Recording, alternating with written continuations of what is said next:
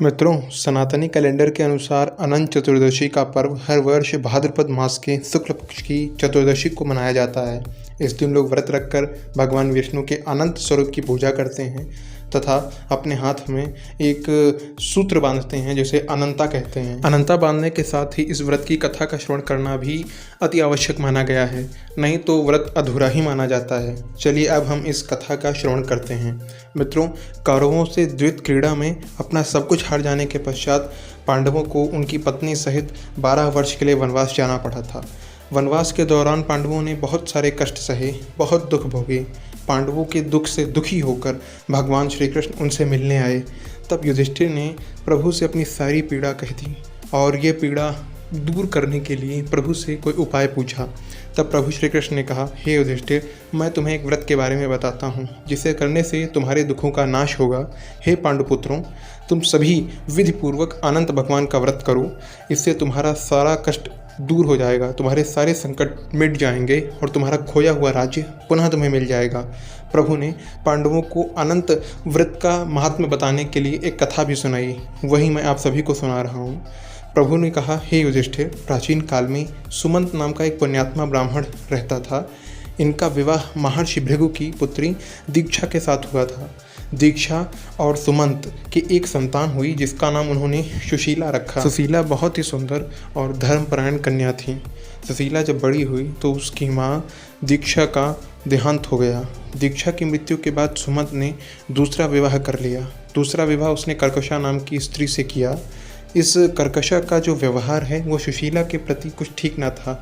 समय बीतने के साथ सुशीला विवाह योग्य हो गई तो उसके पिता सुमंत ने सुशीला का विवाह ऋषि कौंडिन्य के साथ कर दिया।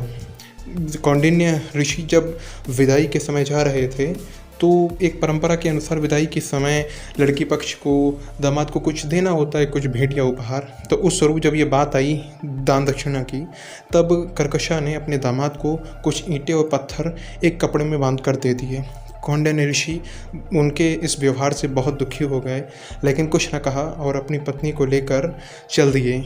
रास्ते में चलते चलते उन्हें रात हो गई तो एक नदी के तट पर संध्या वंदन के लिए रुक गए। सुशीला ने देखा कि वहाँ नदी तट पर बहुत सी स्त्रियाँ किसी देवता की पूजा कर रही हैं। तो सुशीला उनके पास गई और उनसे पूछा कि आप देवियों, आप सब किस भगवान की पूजा कर रही हैं? तो उन्होंने बताया कि हम सब विधिपूर्वक अनंत व्रत का अनुष्ठान कर रही हैं। तो सुशीला ने भी अनंत व्रत का वही पालन किया और 14 गांठों वाला एक डोरा अपने हाथ में बांध लिया, यानी जिसे अनंता कहते हैं, और फिर ऋषि कौंडिन्य के पास आई। कौंडिन्य ने सुशीला से उस अनंता डोरे के बारे में पूछा तो उन्होंने सारी बात जो थी वो अपने पति को बता दी। तो ऋषि कौंडिन्य ने वो डोरा उनके हाथ से खोलकर उसे तोड़ दिया और अग्नि में जला दिया। इससे भगवान अनंत जी का अपमान हुआ। परिणामतः ऋषि कौंडिन्य दुखी रहने लगे, उनकी सारी संपत्ति नष्ट हो गई। इस दरिद्रता का उन्होंने अपनी पत्नी से कारण पूछा तो सुशीला ने कहा कि आपने भगवान अनंत का अपमान किया है। उनका वो जो डोरा था, उनका धागा था, उसे जला दिया। पश्चाताप करते हुए ऋषि कौंडिन्य अनंत डोरे की प्राप्ति के लिए वन भटकने लगे। वन में कई दिनों तक इधर उधर भटकते रहे, क्षमा मांगते रहे।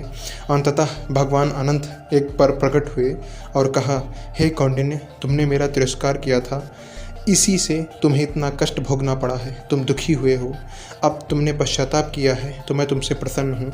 अब तुम घर जाकर विधिपूर्वक अनंत व्रत करो। 14 वर्ष पर्यंत व्रत करने से तुम्हारा सारा दुख दूर हो जाएगा, तुम धन धान्य से संपन्न हो जाओगे। कौंडिन्य ऋषि ने वैसा ही किया, अपनी पत्नी के सहित अनंत भगवान का व्रत किया। उनके सारे कष्ट दूर हो गए, उन्हें मुक्ति मिल गई। भगवान श्री कृष्ण की आज्ञा से युधिष्ठिर ने भी अनंत भगवान का व्रत किया, जिसके प्रभाव से पांडव महाभारत के युद्ध में विजयी हुए और फिर अपना सुखपूर्वक राज्य करते रहे।